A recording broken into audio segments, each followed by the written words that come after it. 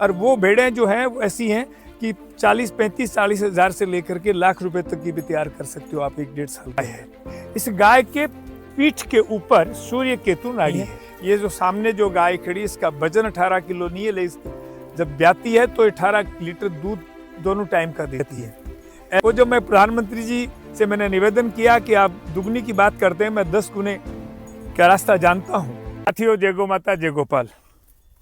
आज हम बात करेंगे कि गाय है क्या, गाय का धार्मिक महत्व क्या है, विज्ञान का महत्व क्या है। ये मैं देश के समस्त गौ भक्तों को और देश के वैज्ञानिकों को और देश के समस्त जिज्ञासु युवाओं के लिए ये वीडियो बन रहा है। इसमें आप ध्यान से सुनेंगे, गौर से सुनेंगे, पूरी बात सुनेंगे। गौ शब्द जो है वो सूर्य की किरण का है और दुनिया में सबसे शक्तिशाली जो है वो सूर्य भगवान है। और धरती पे सूर्य का सबसे बड़ा कोई स्टोकिस्ट है, संग्रह करता कोई है, तो ये गाय है। इस गाय के पीठ के ऊपर सूर्य केतु नाड़ी है, जिससे सूर्य का ये संग्रह करती है। और उस संग्रह से जब ये शरीर से वापिस ऊर्जाएं जब वायुमंडल में निकलती है तो पूरा वायुमंडल आभामंडित होता है। ये इसीलिए हमारे यहाँ हर ऋषि की तपस्या में गाय है, हर मंदिर की रक्षा में गाय है और पूरी सृष्टि की रचयिता गाय है। इसके मूल कारण में ये बात वैज्ञानिक तथ्य है। दूसरा, ये जहाँ जहाँ मैंने अनेक बार भारत के साइंटिस्टों को बहुत बार कहा है और बहुत ही गर्व के साथ कहा है कि जहाँ जहाँ इस गाय के खुर खोज रखे जाते हैं वहाँ दुनिया का कोई साइंटिस्ट रोग लगा के नहीं दिखा सकता।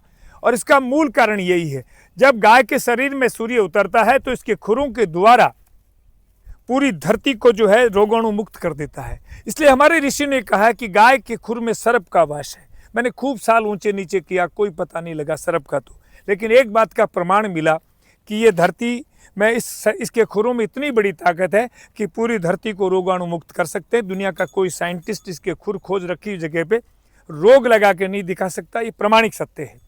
दूसरा, हम गाय की उत्पत्ति की बात करें तो गाय की उत्पत्ति हमारे दार्शनिक और हमारे धर्म ग्रंथ ये कहते हैं कि समुद्र मंथन से आई है। समुद्र मंथन में 3 प्राणियों की आई, गाय, घोड़ा और हाथी। तीनों सनातन में बहुत पूजनीय है, वंदनीय है और प्रातःकाल स्मरणीय है। इसमें 5 गायें आई। 5 गायों की सेवा के लिए 5 ऋषि आए।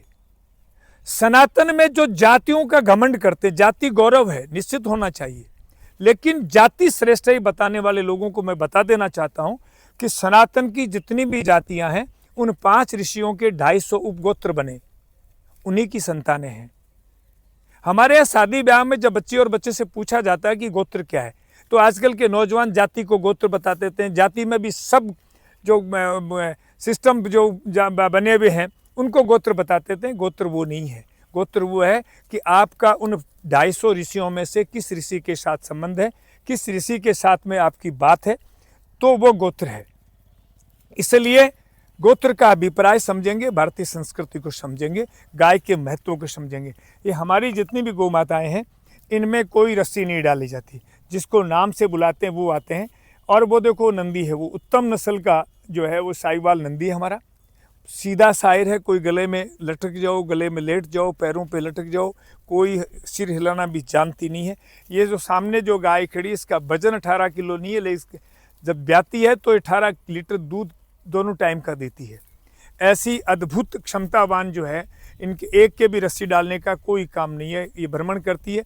अब ये हमारा खेत खाली हुआ है, इसमें जितने भी हमारे अनाज बिखरे हैं उन अनाजों को ये खा रही है। इसके साथ में जो पीछे से जड़ी बूटियाँ रही है, 4 दीवारी के चारों तरफ जो जड़ी बूटियाँ हैं उनको खाएंगी। और अब ये जो हीट में नहीं आई है वो सब हीट में आ जाएंगे। नेचुरल वे है। 2 समय में हमारा ये बेड़वाड़ जिसको राजस्थानी में बोलते हैं, फसल कटने के बाद चारा जो जड़ी बूटियाँ जो होती है उनको इनको खिला करके और हम जो है इन नेचुरल हीट का तरीका इनमें अपनाया जाता है। तो ये सब सिस्टम इस गाय का अद्भुत नज़ारा हमारे यहाँ। और भारतीय संस्कृति की मैं बात करूँ तो इसको प्राणवायु भी कहा गया है। मनुष्य के लिए उतनी ही जरूरी है जितनी। अब आप देखिए, मैं एक छोटा सा किसान हूँ और नंदी है, गायें हैं और साथ में बैल भी है। अभी कुछ बछड़ियाँ और अंदर बाड़े में भी हैं।